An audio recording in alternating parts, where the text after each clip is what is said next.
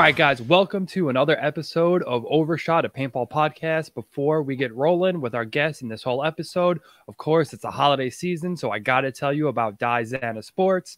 They make the SF joggers, they make Grindr gloves, they make hockey jerseys for paintball, they make all kinds of awesome stuff. They make all kinds of soft goods, hoodies and all this stuff. I actually just got a care package. It should be here tomorrow. I'll show you guys off some of the new stuff I got. But anytime you go to their website and shop for whatever it is that you want, always use code Overshot when you check out. You'll get 10% off your entire order. Doesn't matter if you get a pair of gloves or you get 4 hoodies, you're getting 10% off everything you bought. So definitely go check them out. They've been a great supporter of the podcast, and we really appreciate them riding with us from day one. So if you can show your support for them, we would really appreciate it. And our other sponsor for this episode is Volcano. They make the awesome new backpacks that you see everyone rocking around. They're not too big. They're not too small. I'm planning on doing a review as soon as I get some free time. I'm not sure what date this is dropped, but of recording this, hopefully this weekend I have some free time. So I'm going to do a little gear bag review for you guys. So definitely be tuned for that. But their website is volcanousa.com. And if you go to their website and anything you buy, they got shirts and hats too. The code there is Overshot10, and you'll get 10% off your order when you check out. And the last thing I kind of just want to touch on real quick, because we got a couple people signing up, is our Patreon. We really appreciate all of our Patreon subscribers. If you sign up, you can see all the different tiers. You got different values of percentage on merch you can save and all kinds of other stuff. So the link for that is going to be right below. You can read it underneath. Of course, we'll I'll have it in the show notes, and we're going to plug it again at the end. But we really appreciate everyone who supports us through that. I mean, it really helps us do all this stuff, like a little housekeeping before this. Waldo and I were talking about setting up the online store and blah, blah, blah, blah, blah. And long or short of everything is cost money. So all your Patreon support is going on to make this podcast bigger and better and lets us do more things. So thank you to all our subscribers. But I'm done with that now, and I'm excited to get to our guest, Flip Wilson. Our guest beforehand talked about him a little bit. So we're really excited to get to talk to him. And thank you for coming on the show and spending time with us, man. Hey, thanks for having me. All right, awesome. So the one thing I love to know is how paintball found you. Like, what was your first experience like? So kind of tell our listeners a little bit about that. I started playing like 7 years ago. My home field is Paintball Central. Mm-hmm. And when I moved here, I moved to North Carolina like 12 years ago from Philadelphia. And when I moved here, I moved like within a quarter of a mile from Paintball Central. And I used to drive. Pretty nice. Yeah, dude. And I used to drive by the driveway like every day to go to work.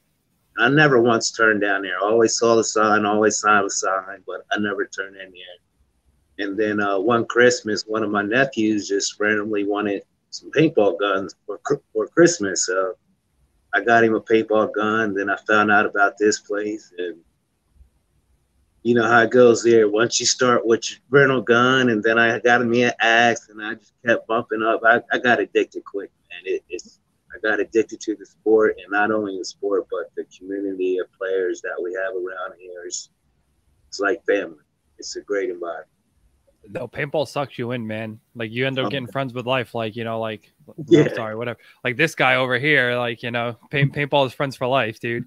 So, what guns did you buy your cousins? Do you remember? Were they like 98s, or what were they picking up? It was actually, I didn't know any better at the time. I found a package on Craigslist, dude. It was like 10 Titmans, an Alpha Black, Custom 98, an A5, like full stocks, flatline barrels, the whole kit. So I spent like $500 and just brought the whole package. And like I said, we did that for about a good month. And then some of the regular guys here at Paintball Central, they saw that I was like really getting interested in it. And they were like, Flip, you need to get one of these. You need to get that. Get you a good mask, something you could see out of. Like, they really just took me under the wing and showed me the ropes from the inside out. Cool. So your first time wasn't like a birthday party or none of that. It was like straight rec play. Yeah, straight walk on rec play. Yep. Cool, man. So like, what was your so the first time, like, what's going through your head? You're on the start box, they blow the whistle, you run out with your cousins, the ball hits, whatever, a tire or a tube or whatever you're playing behind. Like, is it the adrenaline? What about it was like, this is my new jam? That's it. This is what I'm a paintballer from now on. Yeah, no, the adrenaline was definitely there. Just, of course, hearing the paintball, I hit the metal tin, the plastic bunkers, the hyperball field. But I think what got me was hearing the electronic markers, like hearing the balls actually just come whizzing by you like that. Yeah. Just like, oh, did you hear that, dude? It Yeah. was just, yeah, it was something else, man. It was memories, good memories. No, But hell yeah. And you definitely got, the sound, just the whole stalking and in the woods and crawling through the creek. Like, I'm an outdoors person anyway, so that just fell right into my mojo. cool, man. Yeah. So after playing rec, your next kind of step, did you get involved with tournaments or did you kind of go the scenario route? I went the scenario route, like real quick. Yeah. I got I on started to, scenario games too. I love scenario games, dude. I love it. yeah. Probably within like my second month of playing paintball, I was on a scenario team, and it's called Paintball Soldiers, based out of Hickory, North Mhm. Carolina. And I've been with them ever since, man. Like you said, it's like family. But we do scenarios. I started out doing scenario big games. I have done C.F.O.A tournament ball. Mhm. Um, so I have a little bit experience there. But to me, paintball is paintball. If you like one, you gotta like the other. Yeah. I mean, that's what it's about, man, right? It's not one thing or the other. It can be everything. Right. Cool. So what like are some of the first like have you ever been to like a not to say like they're small, but like a big scenario game, like a Living Legends or anything like that? Oh, yeah. I've been all up and down the like the East Coast, from Hmm. like Pittsburgh to Florida. I played skirmish, 5,000 people there. I've never been to like D-Day or Yeah. Living Legends, but I've done like all the other CPS games, Dreaded Legends, Bones and Ashes. Like, I do a lot of scenario games. I don't have a problem with traveling. I got a good group of guys that like to travel, and we don't mind traveling and go to a good scenario game at all. So, No, I'm we're the the same same way. way. Yeah. Yeah, dude. I mean, I've been to, more so my earlier days. I've been to, Sherwood Forest out in Indiana. We're based in Long Island, so I mean, that was my first big thing. Going like you said, the skirmish invasion of Normandy. Going out to Indiana, going to the Living Legends and stuff like that. But I know down in your neck of the woods, and it's one that I haven't really been. I haven't gone to. It's always been on the list. Is Folda Gap.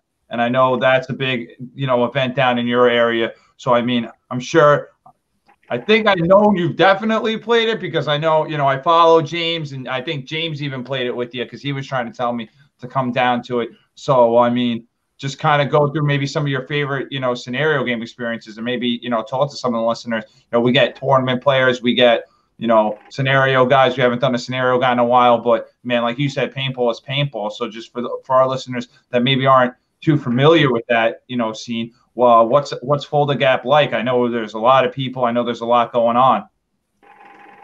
yeah, Fold Gap is a great game. Unfortunately, this year it wasn't the full Fold Gap just because of the COVID.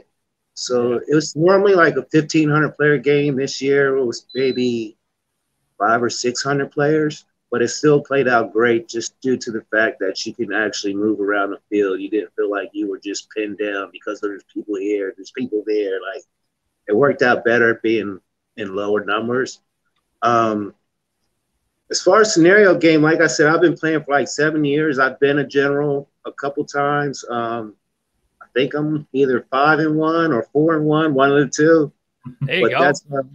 yeah, it's fun, man. It's fun. I got, like I said, a good supporting cast around me. Guys like to play for me, different teams, and it's fun, man. I guess fun. It's fun. Nah, dude, I love Um, scenario games, but I would be the worst general ever. I just like to go in people's face and fuck people up. Normally I get yeah, shot out a lot, but so I'd be the yeah. worst general. No, Folder Gap, man. That's definitely one you want to try to check off your list. It's up in the mountains of Hickory. It's in November. It's real cold at night. We have just as much fun off the field as we do on the field. We roast 100-pound pig every year. Big bon. Woo! Like, it's great times. Win or loss, we always get together. We go from campsite to campsite and talk paintball. It's a good time.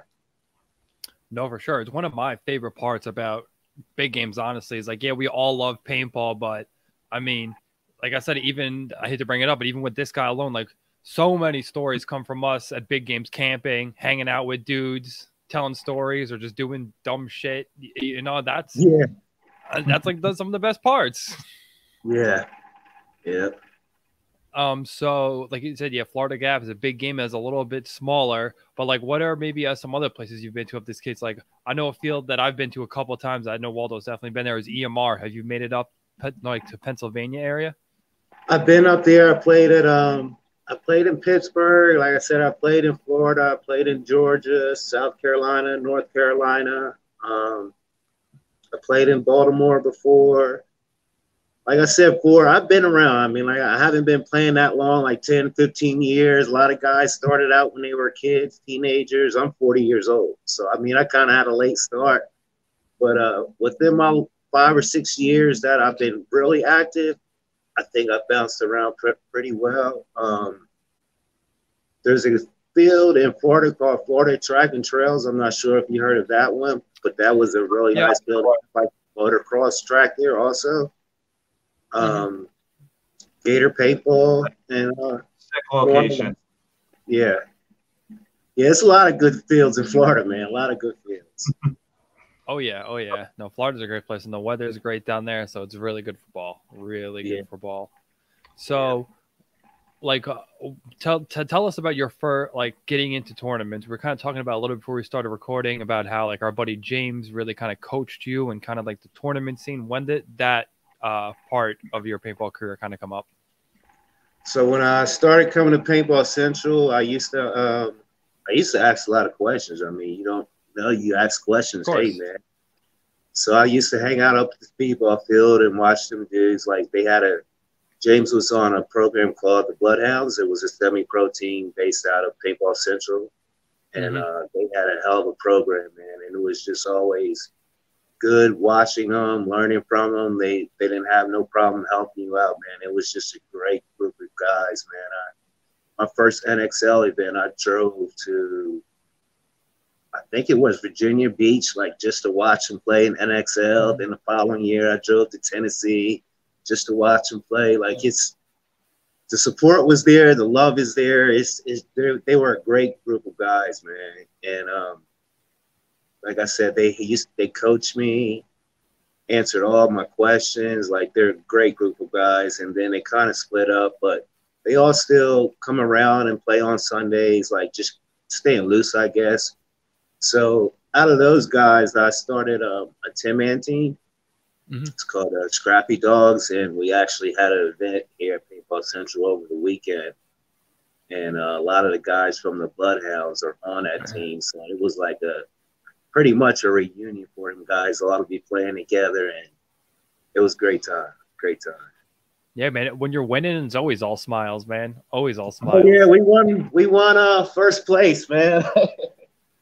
You got the trophy? Bring it over, baby.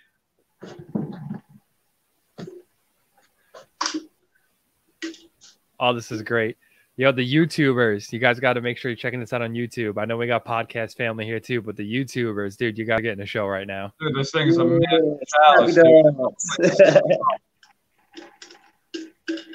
But yeah, we had a 10-man event here at C.F.O.A, 10-man classic here at Paintball Central over the weekend. It was 18 teams that signed up, and we went undefeated the whole weekend, man. Came home with first place. It was a hell of an event. Yeah, man. So the episode before this, I know it's not out yet, but it will be, is we put James through the ringer. We made him pretty much say what each person did every point, who they shot, what they shot. So yeah, man. People are going to get a nice breakdown of how this event went. Nice. So with that being said, Flip, man, I know you were the man more behind the curtain on all this.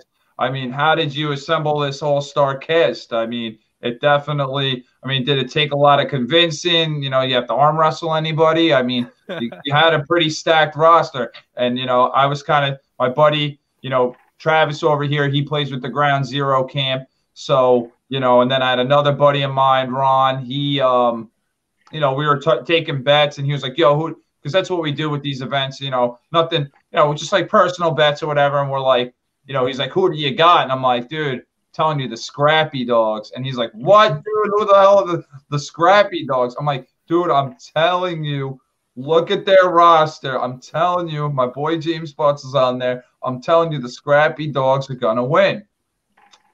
Just saying. I wish there was some Vegas odds. I put some money down because I would have came out with some bucks because, you know, on the outside looking in, you know, if you didn't know, you're not from the area, you weren't, you know, I know the Scrappy Dogs got second last time, but, you know, there was some, you know, Ground Zero Gold, the Misfits, you know, Gridlock, dude. How you not picking Gridlock down there? So, I mean, just kind of go into, you know, because we got the whole story on the game plan, the rundown, and definitely everybody go listen to James's episode. But Flip, man, how did you get the boys together to put such a great cast? I mean, obviously it says to your, you know, the love these guys have for you, because I mean, it takes a lot to assemble 5 guys to play a tournament, you know, regardless. I think you had the max roster like 15. I think you had a lot of guys. So go into that, man, how you masterminded that whole ordeal. That goes back to like me hanging out at the park. Them guys come out here every Sunday, dude. If they're not playing a tournament, they're out here practicing or drilling, like they're shooting their gun. And if they're out here 9 times out of 10, I'm out here, and we just kind of bond. I mean, you hang out with the cool dudes, you find out who the cool dudes are, and you know what I mean? Y'all kind of roll together. So a lot of the Bloodhounds, like I said, I've known since I started coming here, and the relationship has just, it's always been there. It's never dwindled away. Nobody's never done wrong to each other. It's never been no bad blood, anything like that. We treat each other like family out here. So I had a base score of those dudes. It was like maybe 4 Bloodhound dudes, and then there's like some Carolina Crisis dudes, D1 dudes, and pretty much the same thing. They come here and play, and we just have a good, tight group of community guys. Matt Sauceman, I know him for a long time, since we started playing scenario ball, I guess. And I've always asked him, I was like, Saucy, I love to play a tournament with you. I love to play a tournament with you. And then when I found out about the 10-man team, I asked him about that. And then I showed him the roster. And Saucy grew up playing with most of my players from the Scrappy Dogs, James Bush, Jacob Butts, Tall T, all them dudes. They grew up like 15, 16 years old playing together. So when he saw the roster, he was like, hell yeah, Flip, there's no way I could turn that down. So that's how I got Matt Sauceman on board. And then, like I said, man, the other dudes, they're just real good buddies I know from throughout the paintball community, man. I'm very fortunate, very lucky that they're willing to play for me. I know there's Gridlock, one of them. Like, they could play with a lot of other teams, but they chose to play with me, and I highly appreciate that, man. I really do. No, for sure. So before we get down the road further, I actually just have a little quick question on the side. So is this your first tournament win ever? It is. It is. It is? So how sweet was it in the end? Like, you know, whatever, the guy's running the flag back on the last point and you know that you got it locked. Like, what was that feeling like? Yeah. It was all smiles, man. Like I said, we came in 3rd last year at this tournament, and my guys told me for like the past 2-3 months, they just kept saying, Flip, we're going to win this. Like, we are going to take first place. I'm like, all right, I believe you guys, man. I know what y'all capable of, blah, blah, blah. I mean, never did I thought we were going to go undefeated the whole weekend. Like, these dudes played so hard, man. It was some great action, man. Then, like you said, to see James Butts was the one running the flag back with, I think, like 12 seconds left. I mean, my jaw, I didn't know how much time was left. I knew it was close. It was just, it was clinching, man. Yeah, it was clinching. Yeah. No, I love those moments when it's kind of exciting and you're like telling everyone, yo, shut up, everybody shut up. Stop talking, everybody shut up. Yeah, he's got the flag in his hand. I want to yell to him, run, run, run. Like, it's, can't say nothing. Don't say anything. Yeah.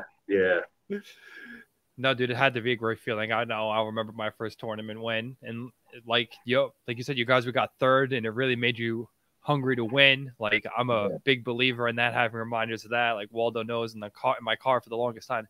I won't go into the story too deep, but like the very first tournament I ever played, I got 2nd, And the difference between us winning the tournament and losing the tournament was us like not knowing the rules because my brother left his gun behind. So he was eliminated when he went to go get the flag because we didn't know the rules.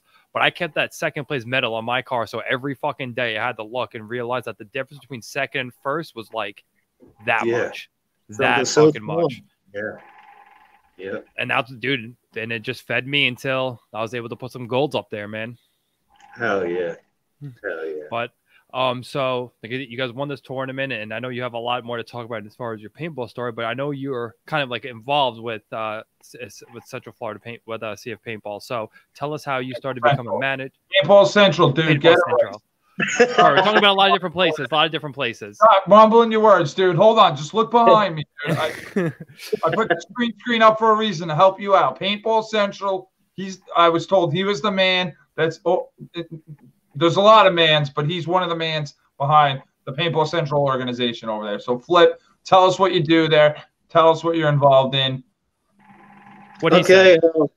Once again, man, like I said, when I first started coming out here like 7 years ago, I noticed that they need a little help around the field doing just small things, whether it was getting wood for the fire pit, changing light bulbs, helping referee, whatever it was. I was just trying to give back. If I'm here, I might as well help out. I mean, so that's what I did for a while. I just volunteered, basically. Hey, whatever y'all need. I live a quarter mile away. I could be here in 2 minutes. Let me know if you need a hand.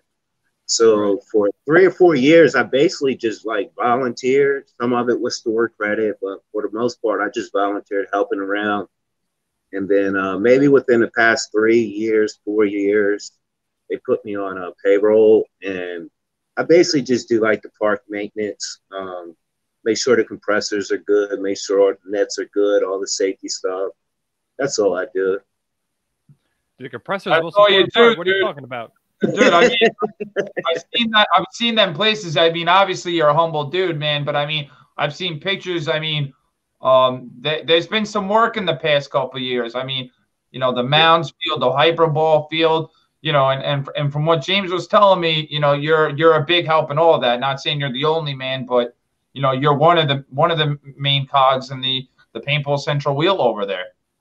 Yeah, I am. I mean, I am the only maintenance guy in the company. We have 3 fields, one in Greensboro, one in Rock Hill, one in Greenville.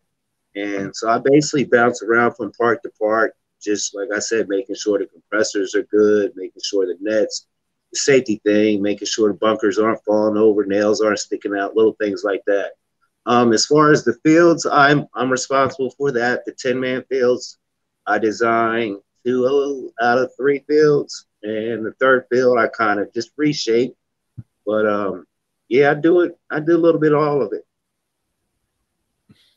Cool. So what were some of the things you were thinking about when you were designing these fields? Like, was there anything where you were like, oh, I definitely want to like include this or that?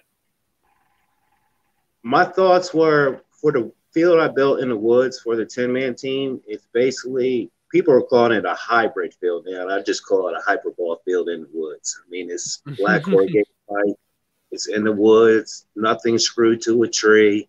There's still trees there that are natural shot blockers. Everything is mirrored. Everything is measured. Like, it's almost a complete tournament field in the woods.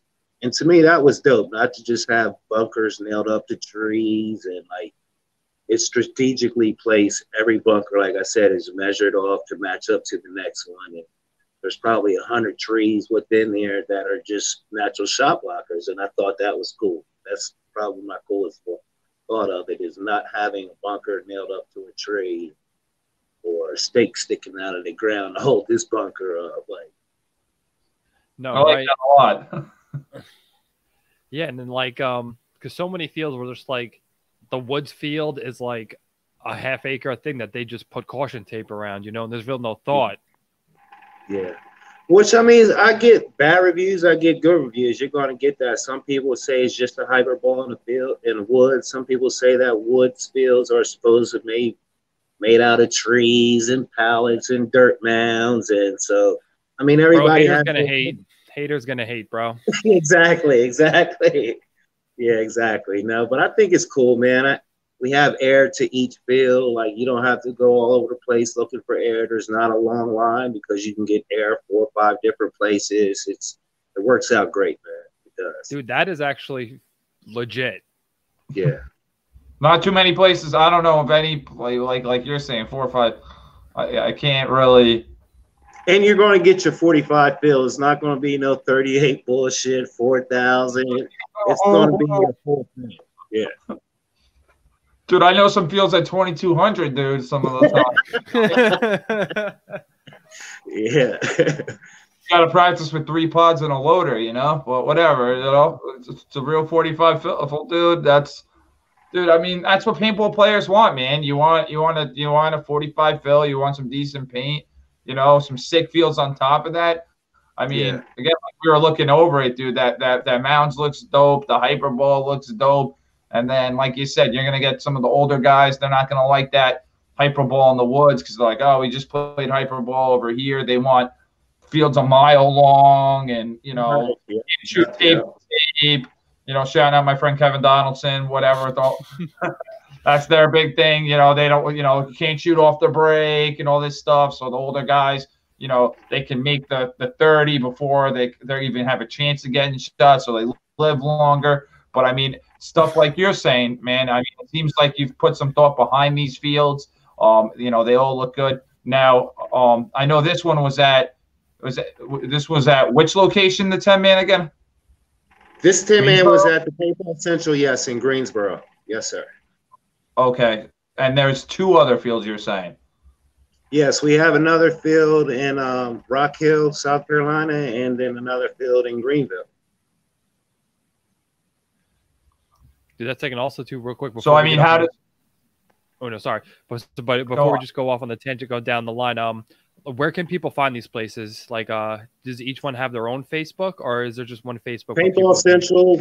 You can go to Paintball Central on Facebook, on web, paintballcentral.com, all over social media, Paintball Central. I mean, they've been around since 97, I believe. And, I mean, a lot of people know who Baltimore Trauma is. Of course, this was their home field. So that, of course, brought a name to Paintball Central just by Baltimore Trauma being, this is their home field. Like, who doesn't know who Trauma is? Right. So, like I said, they've been around for a while, man. It's a great community. It's a great company to work for. They helped me out. I helped them out. It's a pretty cool company. PaintballCentral.com. Here you go, Walt. Just wanted to make sure you plugged the stuff. Perfect. No, man, absolutely. So, you know, going into that, you know, who ended up being in charge of the tournament or anything like that? Were you involved at all with the running of the tournament or anything like that, or you just made sure the fields were ready and then so you just made sure the field was run? Who was in charge of running the tournament? So yeah, like you said, my job was to make sure that everybody had air, all the fields were good to go, all the nets, everything was safe. And then after that, I'm no longer involved. I'm a player/coach. And Tyler Humphrey is actually the producer of it, the coordinator, I guess, if that's what you want to call it. He's the one that threw it all together for us, Tyler Humphrey. Legendary Trauma player, man. Legend, dude. Yeah. Tyler Humphrey, a legend, dude. I he's in a couple of the paintball videos. If you guys don't know Tyler, that's a guy we should get on too. We'll just go through the whole Central list. We'll have James Butts, don't have Tyler Humphrey. I mean, if we were down at the event, we could have probably interviewed. There was probably who's of the paintball world down there, just like any of these, you know, mechanical events. So going into that flip, I mean, you know, was this your first mechanical event? Since it was at home, it was a little bit easier to go, or have you done any of the other mechanical events? No, the one last year, we did one last year, but like I said, that was here as well. And the one last year was my first mechanical event, 10-man event. Like, I was still new to the tournament scene. I was still big into scenario ball. Like, if it wasn't in the woods, I wasn't down for it. So just up until like maybe 2 years ago, I started getting into the tournament ball, the X-ball scene, like trying to get my hands on some of both. But as far as 10-man, this was my first mechanical tournament this year and last year. Dude, perfect. So you were just like me. I was not interested in the fucking speedball in the beginning. He knows. I was like, nah, fuck that shit. I'm gonna play scenarios till I die. Yeah, to me, How I mean, that changed. Oh, how that it's all changed. fun. Like I said, paintball is paintball, but to me, the speedball is a lot more serious. Like it's serious shit up there. There's no laughing. There's no joking. Like you're there to put Right. in work for.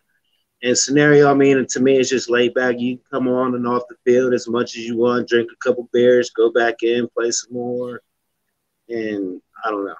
It's good to watch it. I mean, I love it both. It's paintball, man. Tournament, scenario, either one. I watch it or I can play either one. It's just some has its perks, some doesn't. Dude, I just love putting it on people, dude. I love bunkering Yeah. people. Yeah. Scenarios, they don't really let you do that. They're into the surrender and make Yeah. sure they're excused from the game. Yeah. Gotta Again, have your that's gun something else turned that this down could be into my head. 280. Nah, man. Now I like running past people, putting fucking 15 balls in their neck and then shooting the next guy too. That's right. But Both of you guys play or? yeah, him way longer than me. Okay. Yeah, So I've been playing since 05. Okay. And I actually only started at 14. So I've only been playing 6 years. Cool. Do you play, I mean, Waldo, do you play scenario ball or are you just X ball, like tournament ball or? So I play. He's all right, so the scenario guy. Oh, okay. I'm gonna say it here, and I'm the best scenario player on the East Coast. I'm just gonna put it out there now. I know there's other dudes, the Reaper, the Wolf, or whatever these East celebrity dudes. I'm telling you right now, you said your general record, right? Whatever. I only lost one once. I'll be honest. My mouth finally caught up to the rest of me, and I got my butt whooped. But before that, I've plenty of scenario games that I've won. I'm the dude that I'll dance around the tree to get the points. My mind's all points. This guy's over there. He's like, yo, we got to go to this big firefight over here. And I'm like, no. I'm like, dude, what's over there? I'm like, there's no flags, there's no points. We're not going over there. It's not worth my time.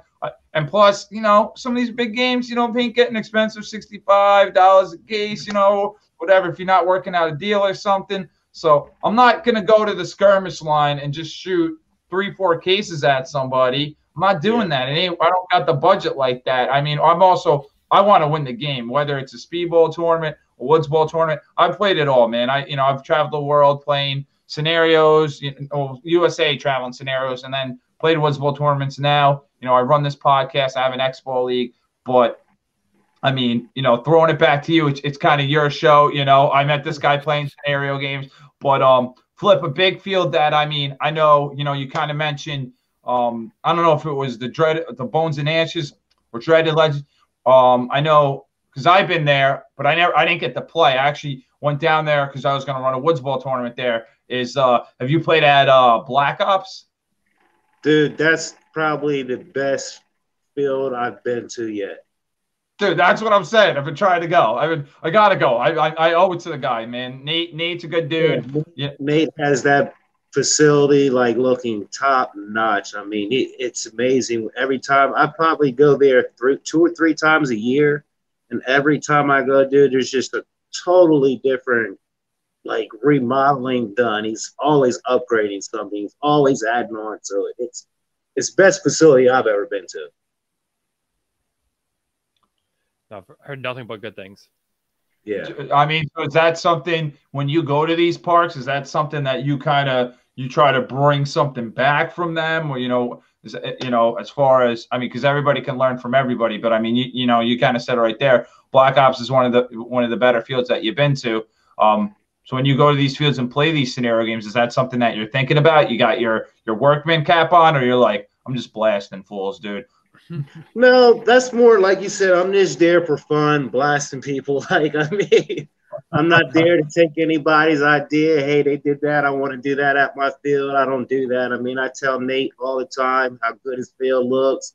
I thank him for giving us a great place to play. Like, what he does is top notch. I'm not trying to top that. I'm not trying to take his ideas. I just want to continue playing at a place like that. No, man, there's enough for everyone to eat. That's why I like it when I see like fields competing and stuff. There's enough for everyone to eat. His field could be great, and so can yours. You know. Oh yeah, oh yeah. So go. I was curious. So you're playing a couple of 10-mans, but is this something you're like really behind? Like, are you guys gonna go out? I know the Farm in Tennessee is another field that's like kind of close, and then of course, is the Iron City Classic, which I know is of course really hard to get into. But are some of these bigger tournaments something you're interested in doing, or was this kind of like, I was at my home field, so yeah, I'm gonna do it kind of thing?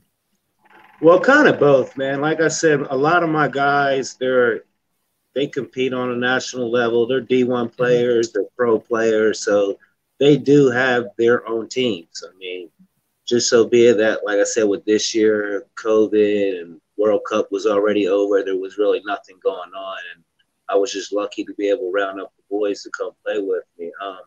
So as far as playing other events, we have talked about it. It's just as long as it works out on everybody's schedule. Like I said, there's 2 or 3, 4 different teams that are involved, and sometimes we didn't even practice for this. Like James Butts, he'd never seen his fields. Like, he hasn't played here in a year. So to get everybody together, it's hard. It is hard. Yeah. But we have definitely talked about doing other 10-mans. We wanted to do Rico's at Gator Paintball in Florida. But we just couldn't get the amount of players we needed together, and little things like that. But we're definitely. Yeah, dude. I was thinking about going to that event. That would have swayed a little bit, dude. I would have swayed a little bit, dude. Yeah. But so are you guys? I mean, I don't know if you're in on the know, but like, so next year, do you guys plan on running more of these 10-man events at Paintball Central? I don't know if we're going to run more or if we're just going to do a bigger one. Like, instead of 18 teams, maybe we do 28 teams, or maybe instead of doing 1, we do 2 a year or something like that. But it's definitely going to be a change, either 1 big one or maybe 2 individual ones. But from the responses, yeah, that's what I say. 1 big one. That'll give everybody something to look forward to. I mean, if you give 2 different dates, it's like, oh, no, I'm not going to go to that one. I can just go to this one. Whereas if you have 1 date, like, you're going to make it priority to go to that. That's how I feel. Yeah, no, I think the one-offs are like a little bit easier to make, just because it's like, okay, I just got to make this one, like, I think that's why ICC has so much like clout when it looks forward, because it's not like you got to commit to 8 events. It's like, nah, man, it's just that 1 weekend. Can you commit to me this 1 weekend? It's like, all right, yeah, I think I could do that. And especially with 10-man, you don't need to even commit to the practices either, really. You just be like, I mean, those teams practicing, no doubt. They're, in our region, the Master Blaster dudes, they're practicing, they're trying to get in. They're a pro ICPL team. But I mean, with these 10-mans, it's like you said. I think Flip and I, kind of going back to your scenario player first. Yeah, you've been around, and you're at the park. You love all paintball, but you're a scenario player first. And I think this is also, in more ways than one, this 10-man stuff, it's a bridge between scenario players and X-Ball. It's also you can have the older guys that have the money, because let's be real, usually the guys that float the bills for the young, fast kids are the older, slower, bigger paintball players, and then the X-Ball kind of pushed them out. So, I mean, coming from scenario, I mean, I always, because I ran a woods ball league for a little bit, and I'm probably going to bring it back. But, that's how he got into it. He wasn't interested in scenario, I mean, in speedball. But I was like, hey, man, you like playing in the woods, scenario, you're pretty good. This is a woods ball 5-man. So it bridges that gap, and then again, the older players, the pros. I really, honestly, anybody, I don't think I ever met someone that really, I can't think. I know someone said that they'll never play it to me, but that nobody's ever said that they wouldn't be interested in playing a 10-man in the woods or hyperbole or any of this old stuff. So as someone that's come from scenario, I mean, what do you kind of think of this whole mechanical movement? I think it's great. Like you said, it almost bridges the gap. I mean, you got guys who are dedicated tournament players, and you got guys who are dedicated scenario players. And at the same token, you got guys who don't like electronic guns, and some guys who love their cockers, their they're mechanical guns, and I mean, like you said, that bridges the gap all the way around from your marker you're using to your skill level, what you're used to playing on. Like, it bridges the gap. It brings people together. What you shooting out there? What's your main shooter? I have a CS2. That's what I use. That's what you use, even on the mechanical. You go 5.5. No, on the mechanical EMAC. EMAX, dude. Oh, for life. Dude, those things can rip, dude. Those things, if you get like, you know, James was telling us with that hair valve and stuff, dude. We got a kid on our team. He's what you know, he's got ripping them that tiny, thing. skinny fingers. He gets two in there. Yeah. Rips the shit out of it. We have a dude on my team that was doing that at the tournament over the weekend. Like, the referees came in 2 different times to make sure his gun was mechanical. He was shooting his head, tripped me out. So yeah, the EMAX, I mean, it's the hair valve, the trigger, like, it's little things you can do, man, and you can rope the hell out of them guns. No, Dylan, yeah, like you said, some people just know how to rip them. Like, I was treating the poor kid like he was like a pony. I was like, Jacob, do the thing, make the gun shoot fast, do the thing, show him. It's like, I'm like, Jesus Christ, dude. Dude, sound effects on point on that one, dude. Holy That's geez. what it sounds like when you're shooting the gun. It's so crazy. You can rip your mouth fast, dude. I mean, I talk fast, but you can rip your mouth fast for sure. It's a shout out to high school Spanish. I can't do that, dude. Shout out to high school Spanish, dude. So I don't even know what we're talking about. So, like, but do you get into like the cockers at all, or are you just like, nah, man, I can't be able to be? No, I do. I like the cockers. I'm not like a cocker snob to where I know like all the special parts, and I mean, I have one. I don't know what kind it is or anything like that, but yeah, I like shooting them. I mean, they're cool guns, dude. I like them. No, for sure. Like, there's something about the clap on the back black fires and everything. It's just different. It's just different. So, yeah, I don't really know. You got anything else, Waldo, off the top of your head? I mean, don't need to make it seem like we don't know what we're doing over here. But I mean, Flip, what's the any big plans? I know we talk about Paintball Central doing some stuff or anything like that. Is there any big plans for your team, Paintball Soldiers, next year? You guys trying to hit up some bigger events? You guys got an idea what your schedule's looking like? COVID depending or anything like that, or any big changes over at Paintball Central that you can maybe clue us in on or anything like that. And then definitely go into anybody you want to thank. Okay, as far as the Paintball Soldiers, our first game, of course, is like the beginning / end of the year. Our first game will be in February back at Black Ops for Bones and Ashes. And then the end of February, I'll be going to Orlando, Florida for a Jurassic Park that Desi Johnson does. So that's about my month for February. And then March, I got a couple games, but I couldn't tell you. I mean, I have to look at the calendar. So we do have a lot of games lined up as far as scenario ball. As far as Paintball Central, myself, I plan on producing my own game here. Hopefully within the next year, it's going to be a Moonshiners versus ATF game. I got some really cool ideas for props and missions, and so that's going to be in the workings for Paintball Central as far as the next big game here. Excuse me. No, okay. But they do have the C.F.O.A going on, and they do tournaments and clinics here. So there's always something going on. There's always an event going on here. It's once a month there's something at Paintball Essential for you. No, cool. And then, before we I get to the end, there's actually one question I have is that you're talking about how much some of the Bloodhound guys and that were helping you in the beginning. And we, of course, have a lot of young listeners who listen to the podcast. So what was one piece of advice that they gave you that really kind of made paintball click for you, where after they said it to you, it just something in your head click and you started to maybe go to the next level as a player? The main thing was I wanted to be good. I mean, the way that I used to see their reaction time, their snap shooting, it should just used to amaze me. How the hell did he just pop up and shoot that dude with one ball? I want to be able to do that.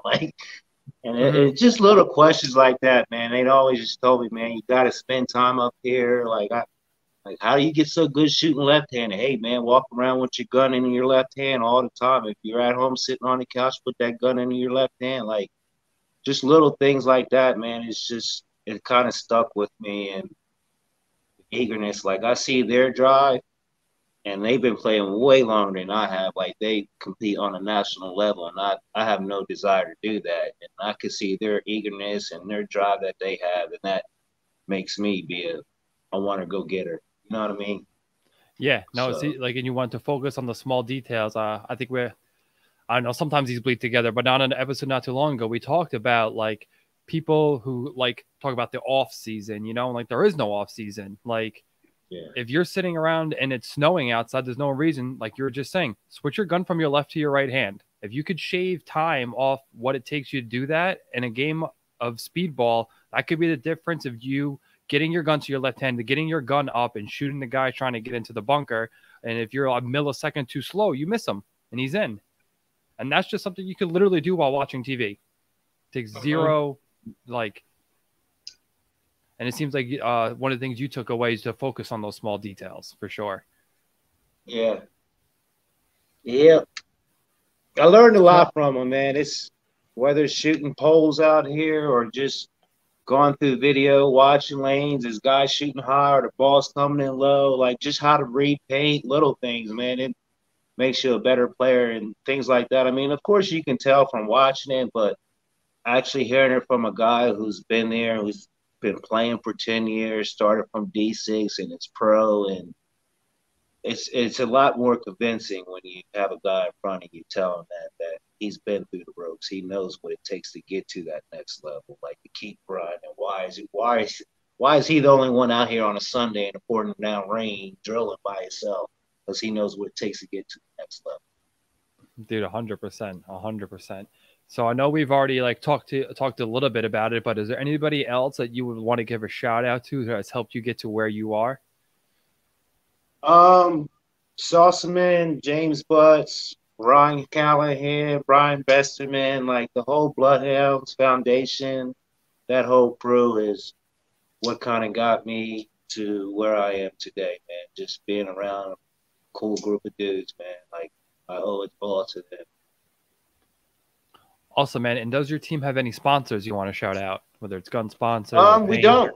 We don't. We pay for everything ourselves. If it's my team, I pay for it myself. Like, I mean, Paintball Central helps me out. Paintball Central, hats off to Paintball Central, of course. But as far as like a whole list of sponsors for gear and guns and all that, no, we don't do that. We just make it happen for ourselves. If one of our teammates has trouble with entry, has trouble with paint, we make it happen for them. Like, we don't look for any other help. Not trying to be cocky or anything, but we just don't choose to go that route for sponsors. That's a typical paintball team, dude. You know what I mean? You know, some of the teams, you know, and no disrespect to them, you know, they have a laundry list of sponsors, but at the end of the day, it's a bulk buy deal here, a percentage here, and, you know, and if that's what they want to do, that's what they want to do. But like you're saying, and I think we can I think it'd be a good note to end off on even is, you know, these guys are your family.